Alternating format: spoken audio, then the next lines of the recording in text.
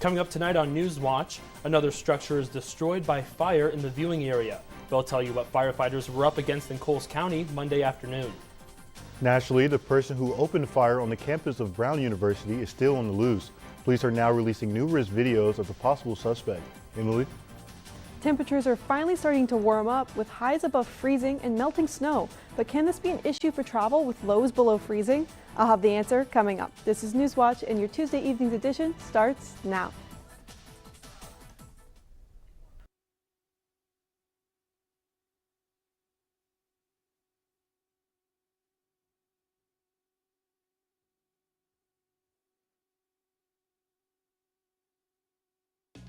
Alamo Steakhouse and Saloon. Whatever the occasion, it's an environment for an evening of dining, conversation, and cocktails. Whatever your needs, our staff is ready. Alamo Steakhouse and Saloon, located at the Cross County Mall, Mattoon. TCI Realty, Charleston area's real estate connection. Commercial, land and farm, and residential real estate. Experienced realtors with an up-to-date website at tcirealty.net. TCI Realty supports the students of WEIU Newswatch. The Charleston House proudly supports Newswatch. Now welcoming guests on Charleston's historic 6th Street, the Charleston House Bed and Breakfast Inn offers refined accommodations in a beautifully restored bed and breakfast. For booking information, visit craigcollection.com or call the number on screen.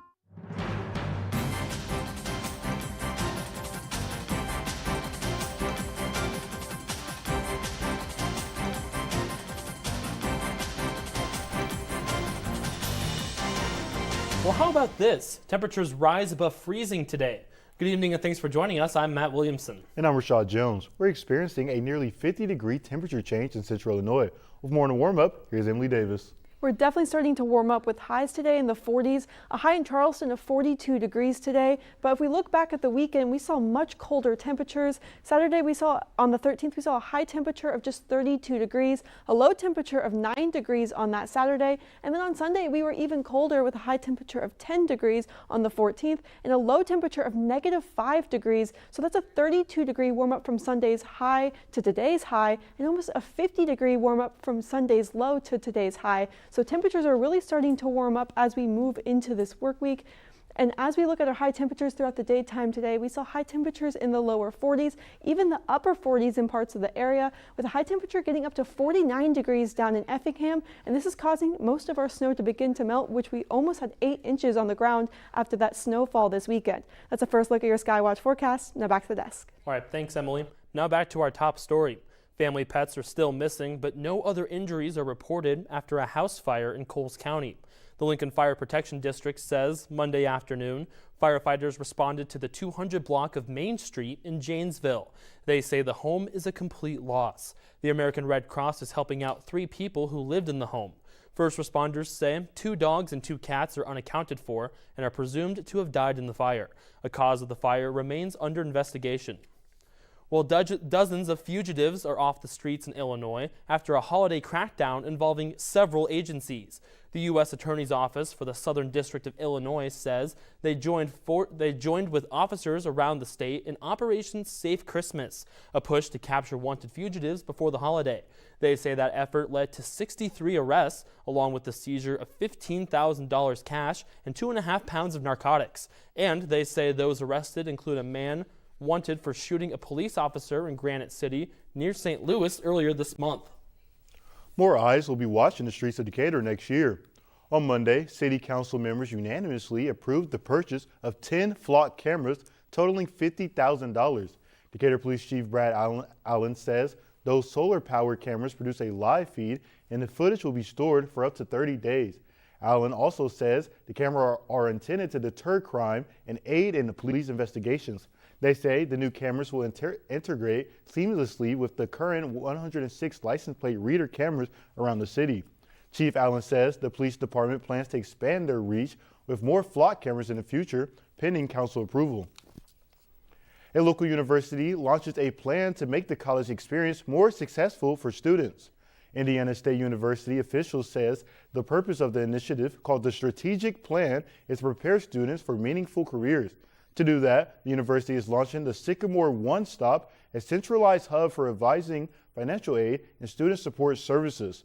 Officials also plan to integrate a digital platform that combines advising, career services, and student success data. Illinois leaders are making it easier for people to seek reimbursement from the state.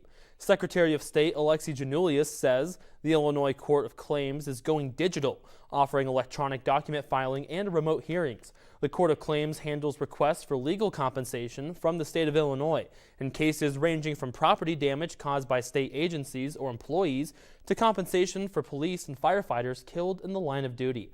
Janulius says until now, the court has relied on a paper-based system and mail delivery, meaning delays for those filing claims. He says the change will make it easier for people to file and follow their claims. Many all across the U.S. are struggling to find a job. According to the Bureau of Labor Statistics, the unemployment rate rose to 4.6% last month. Analysts say that's a 4-year high. BLS reports that Americans' earnings are growing at the slowest rate in 4 years, but the economy added 64,000 jobs in November, which is more than economists predicted. The final numbers are in, and it was another successful season for deer hunters. The Illinois Department of Natural Resources says statewide more than 81,000 deer were taken during firearms season. In Coles County, hunters harvested more than 700 animals, while more than 1,300 deer were taken in Shelby County. Archery deer season continues through January 18th. If you're struggling to get food in Coles County this holiday season, help is on the way. Eastern Illinois Food Bank says the Food Mobile will visit Coles County next month to provide free groceries. The bus will stop in Humboldt and Lerna on January 14th. The program's goal is to bring nutritious foods to rural or undeserved areas. The amount you receive will be based on your monthly income and household size. If you'd like more information on the Food Mobile, visit the website on your screen. Well, Powerball is getting more and more interesting right before the holidays. No one won the jackpot again in last night's drawing. It's now expected to reach $1.25 billion by tomorrow's drawing. This marks only the second time this year that a jackpot north of $1 billion has been up for grabs. And even if the winner takes the money as a lump sum, it's still $572 million right before taxes. The odds of winning are more than $290 million to 1. Well, Santa has finally made his way to Effingham. Tonight, he'll travel around town on a shiny red fire truck. Santa's first journey gets underway in just a few minutes. Organizers say Santa will visit all neighborhoods to spread Christmas cheer. And if you don't get to see the jolly fellow tonight, he'll be around tomorrow and Thursday too. The fire department says to see Santa's route, visit the department's Facebook page. Well, Santa is definitely dressed appropriately for the ride around town. Yeah, he'll need his heavy red suit with temperatures below freezing. But hey, we are warming up a bit, right, Emily? That's right. Temperatures are going to be warming up, and we saw that today with a high in the 40s, and we're going to continue to see highs in the 40s, but not every single day is going to be above freezing. I'll have more on that here in a minute.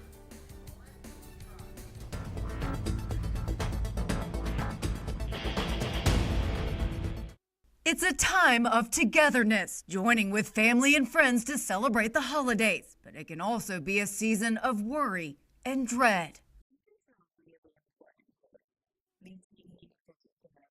Licensed therapist Jody Baumstein with Children's Healthcare of Atlanta says setting a boundary isn't about creating distance. It's about staying connected, but with healthy limits. So she says to be proactive and use clear language to set a boundary before they get together in order to avoid conflict.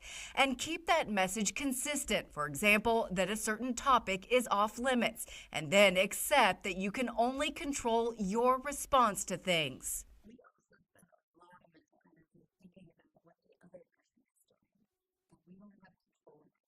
Baumstein says you don't have to explain why you're saying no to an invitation you feel you can't handle. Again, use clear language. But if you do go to an event, be prepared to enforce your boundaries. For example, if someone brings up a topic you've deemed off limits, you might start with a gentle reminder, but also have a plan on how you'll handle the situation if your boundaries are violated.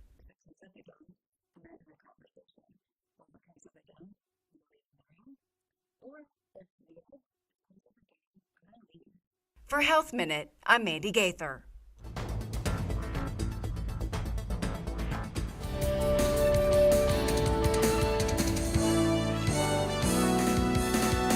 Temperatures temperatures warmed up all over the U.S. today with temperatures currently around 50 degrees down in St. Louis, 46 in Omaha, and currently here locally we saw that warm up too with temperatures currently in the low 40s. A few temperatures in the 30s currently that have been cooling down throughout the daytime, but currently we're seeing temperatures around 41 degrees here in Charleston.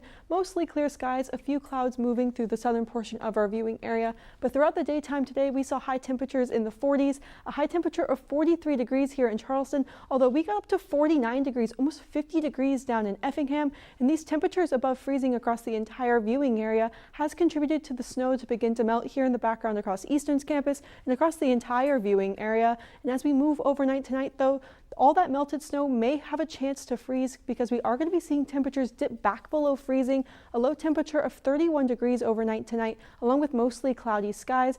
But winds are also going to be a little bit stronger, blowing out of the southwest at 10 to 15 miles per hour, which may contribute to another warmer day as we look forward to tomorrow. But here are those mostly cloudy skies as we move overnight tonight. You'll see a chance for precipitation pop up here on your screen, but this will not reach the surface due to how dry our surface has been.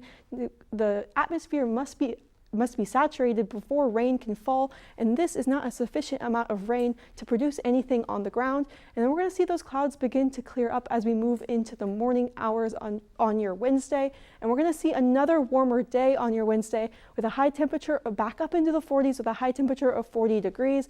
Partly cloudy skies throughout the majority of your daytime. Winds will be shifting throughout the daytime, but by the evening, we'll be seeing those southerly winds again, blowing out at 5 to 10 miles per hour, contributing to temperatures staying warmer as we move into around midweek.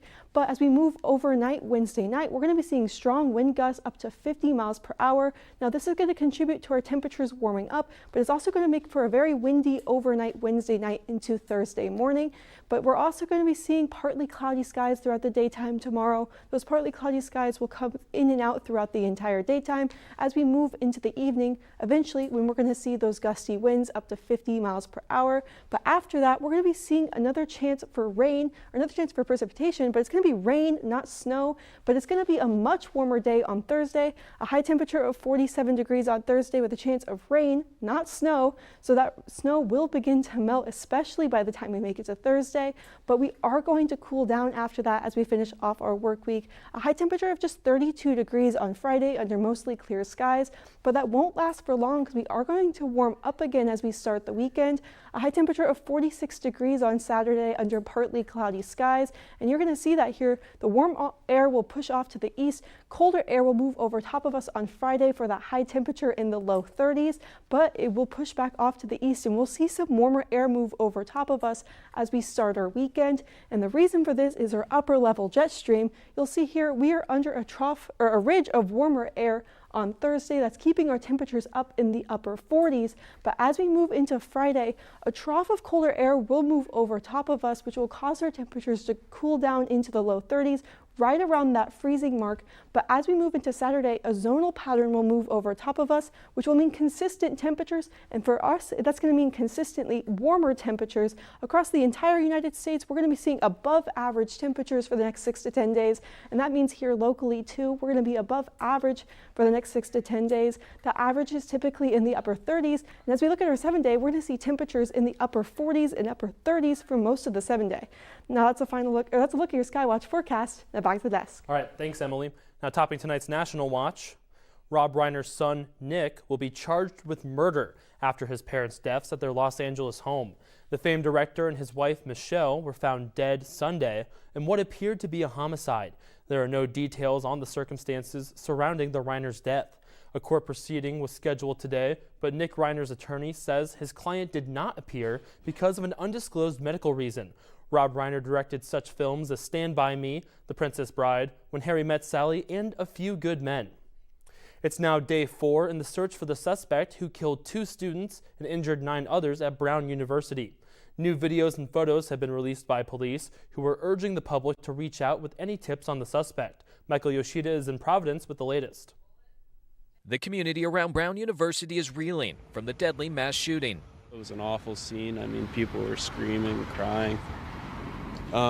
Yeah, it's pretty anxiety-inducing, I would say, for sure. Anxiety plaguing Providence, while authorities are still on the hunt for the shooter. I feel like there's not necessarily a way to feel safe. I mean, you really never know what that person could still be here. That person could be in Florida by now. Like, you just never know.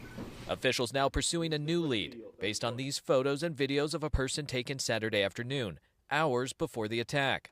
The FBI says the suspect is approximately 5'8" with a stocky build. Close friends and relatives of this individual should be able to identify this person based on those characteristics, based on those traits there. Authorities confident they'll be able to put together enough evidence to eventually charge someone in the case, even as fear remains. Of course there's a threat. We have somebody who committed a double homicide and wounded 9 Brown students. We don't know where he is. We're working hard as heck to figure that out. The 2 students killed being remembered on campus and by the president of Brown, who said in part, quote, "These were 2 young people whose amazing promise was extinguished too soon." In Providence, I'm Michael Yoshida. Police have released 5 videos of the suspect, but none of them show the man's face. They say the gunman fired more than 40 rounds from a 9mm handgun in a first-floor classroom on Saturday. We now turn our attention to sports, and here with the headlines is Rashad Jones. Thanks, Matt. Coming up, we'll have more on significant changes coming to the ISSA football playoffs. But first, the St. Louis Blues have been feeling blue after recent struggles, and a Nashville Predators star player isn't about to make them feel any better. Thanks for watching. Your WEIU Sports Watch Report is coming up next.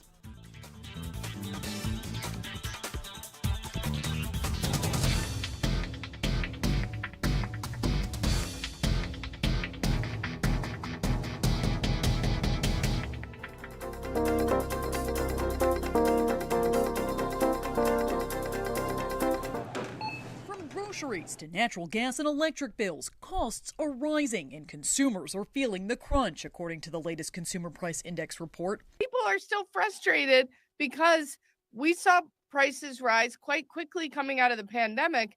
They're never going back down.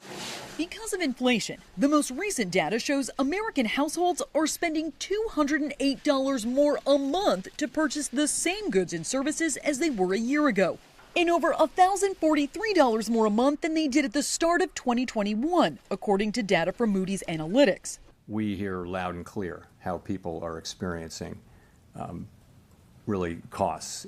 Last week, the Federal Reserve lowered interest rates by 1/4 percentage point, which will make it cheaper to borrow money for things like credit cards and car loans. One of the reasons they lowered rates was because they say inflation is cooling. If you get away from tariffs, inflation is in the low 2s, right?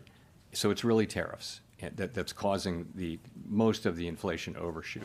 Powell says inflation due to tariffs will likely be short-lived, but experts say that doesn't mean costs will come down. Inflation, it might slow down, but we're still going to have higher prices.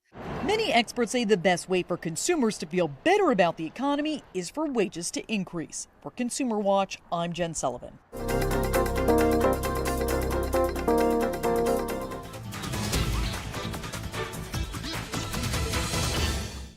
We're exactly 2 weeks from the Music City Bowl, which will put 2 powerhouse programs against each other, with the University of Illinois taking on the Tennessee Volunteers.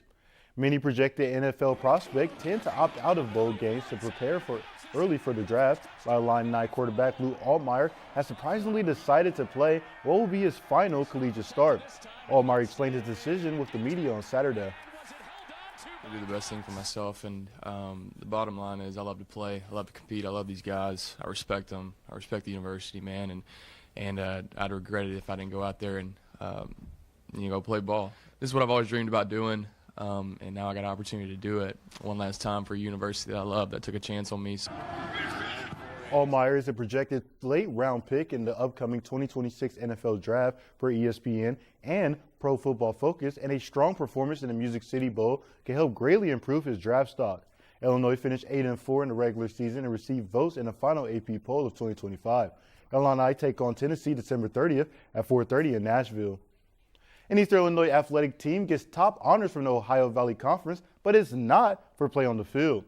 EIU is the winner of this year's Team Sportsmanship Award for football. The award is presented to the conference squad, who shows high standards of sportsmanship and ethical behavior.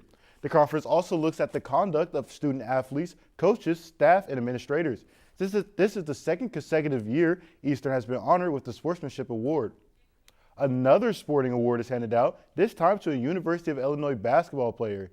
Keaton Wagler is named the Big Ten Freshman of the Week after his performance against Ohio State and Nebraska. Wagler averaged 21 points and 7.5 assists in those games, while scoring a career-high 23 points in a road win against the Buckeyes. Against Nebraska, Wagler recorded a 19-point, 10-assist double-double despite the loss. Wagler and the number 18 final lineup returned to action Monday, facing Missouri in the annual bragging rights game. More high school basketball teams recorded wins after a slate of games Monday night. Tri-County beats Arcola 66-35, while the Purple Riders search for their first win of the season.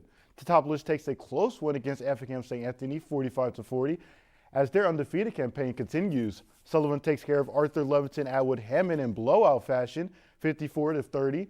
Martinsville bounces back from losing its last 3 games as they take down Christman 51-27. The St. Louis Blues have been unable to replicate last season's success so far in 2025, and a tough road test awaits as the Nashville Predators come to town. If you went to use the bathroom right at the start of this game, then you missed out on some Philip Forsberg magic. The Predators' superstar flushes in this goal in the first 30 seconds, and Nashville has a quick lead. Later in the first, the Blues get on the scoreboard thanks to a brilliant slap shot from Dalibor Dvorsky, and we're all tied up.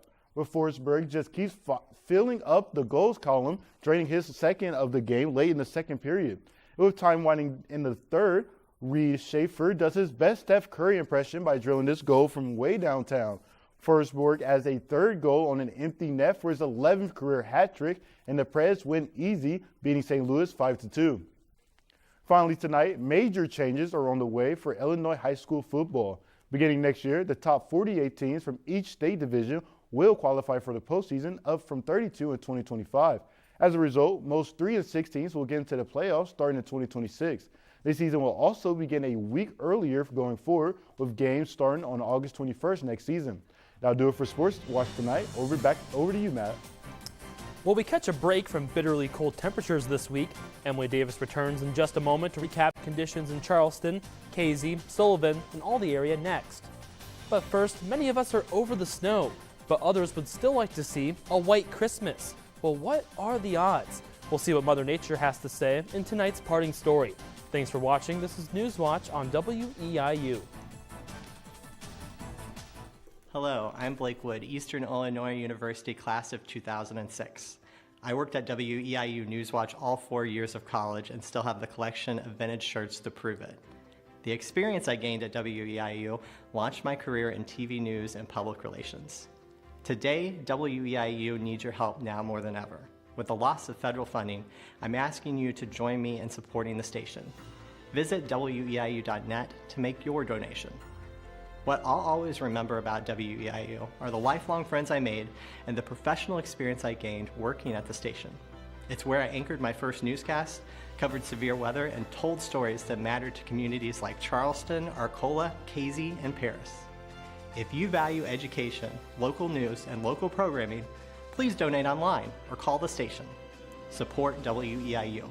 Thank you.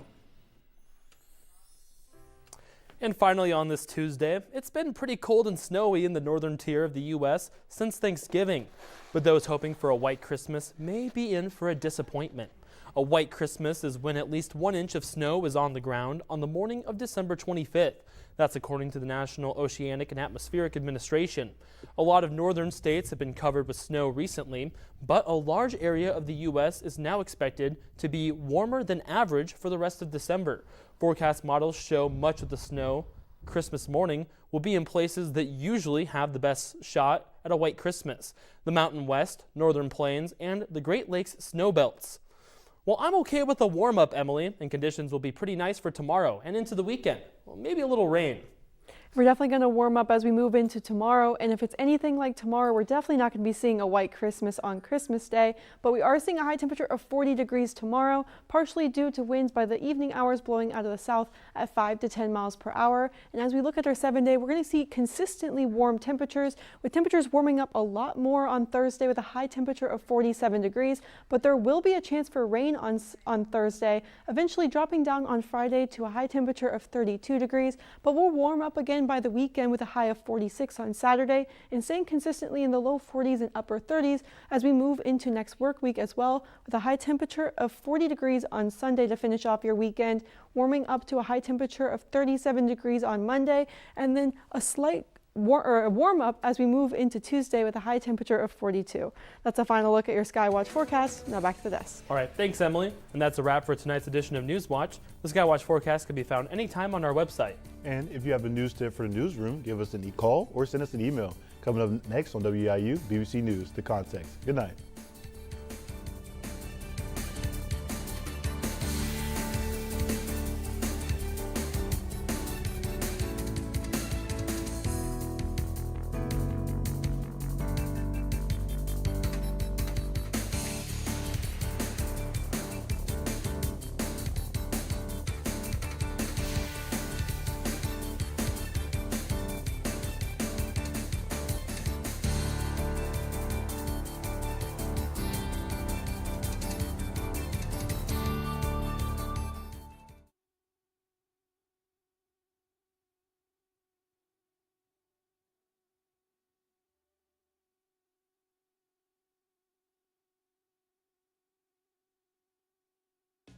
Alamo Steakhouse and Saloon. Whatever the occasion, it's an environment for an evening of dining, conversation, and cocktails. Whatever your needs, our staff is ready. Alamo Steakhouse and Saloon, located at the Cross County Mall, Mattoon. TCI Realty, Charleston area's real estate connection. Commercial, land and farm, and residential real estate. Experienced realtors with an up-to-date website at tcirealty.net. TCI Realty supports the students of WEIU Newswatch. The Charleston House proudly supports Newswatch. Now welcoming guests on Charleston's historic 6th Street. The Charleston House Bed and Breakfast Inn offers refined accommodations in a beautifully restored bed and breakfast. For booking information, visit craigcollection.com or call the number on screen.